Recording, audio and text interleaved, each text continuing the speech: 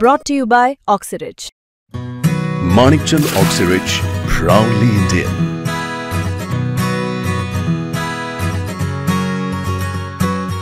थोड्याच वेळात कोर्टामध्ये आता हिअरिंग पूर्ण झाली. सर मला हे सांगा एक्झॅक्टली की एक यामध्ये आता झालं असं की कोर्टाने तुम्हाला आदेश दिले त्या सगळ्यामध्ये आणि त्यानंतर आता कोर्टाचं या सगळ्यामध्ये म्हणणं होतं की ज्या पद्धतीने रस्त्यावरती आंघोळ केली गेली आहे किंवा बाकीचे 1-2 व्हिडिओ तिथे दाखवण्यात आले त्याच्यावरून लॉ अँड ऑर्डरचे इश्यूज आहेत. तुम्ही एक व्हिडिओ असा दाखवायला पाहिजे होता की 29 तारखेला 28 तारखेला 27-28 तारखेला एक SBचा पोलीस ऑफिसर आपला भोवळून पडला.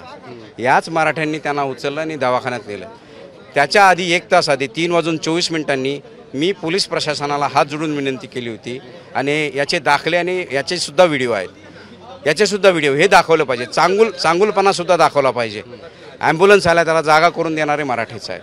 ह्यासुद्धा चांगल्या गोष्टी तुम्ही दाखवल्या पाहिजेत. या सगळ्याची मागणी मी तिथे केली होती.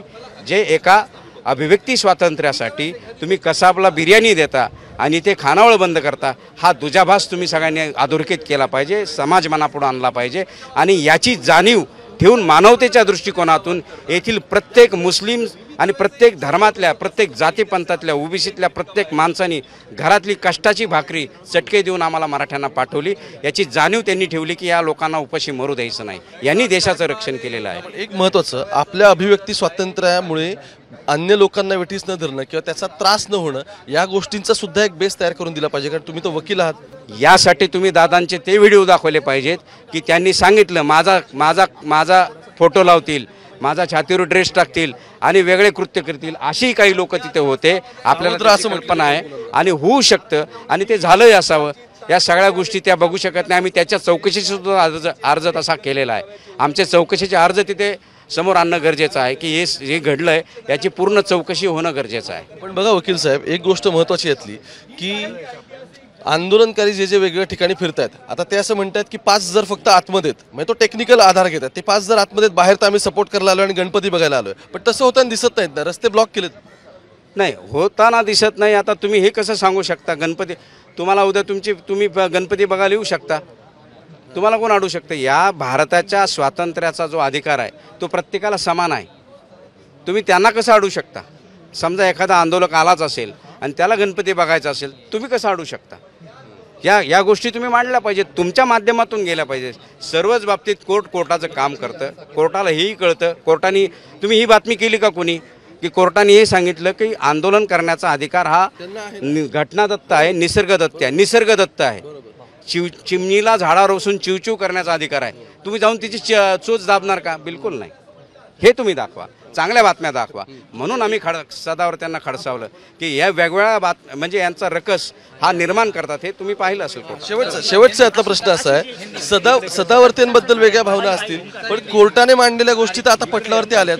उद्यापर्यंत मुंबईतले रस्ते मोकळे ते खाली होईल. दादा त्याबद्दल दादांची म्हणजे शारीरिक मानसिक आणि आरोग्याच्या दृष्टिकोनातून त्यांची मनस्थिती बघता. कारण मी 2 वेळा बोलायचा प्रयत्न केला आणि ह्या गोष्टी त्यांच्या 4था दिवस आहे. तुम्ही 1 दिवस खाल्लं नाही तर तुम्ही पूर्ण डाऊन होता.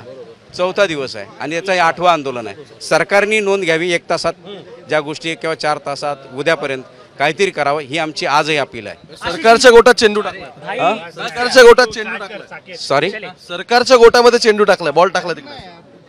अहो सरकारच्या गोटात 8 वेळा बॉल गेला. हे दाखवावं तुम्ही. सरकारने तो बॉल खेळवला आहे. खूप खूप धन्यवाद. सरकारने बॉल खेळवला असं वकिलांचं म्हणणं आहे. कोर्टात अत्यंत महत्त्वाच्या तितक्याच इंटरेस्टिंग आणि जे सुरुवातीला मी उल्लेख केला होता निर्णायक आजची घडामोड आहे.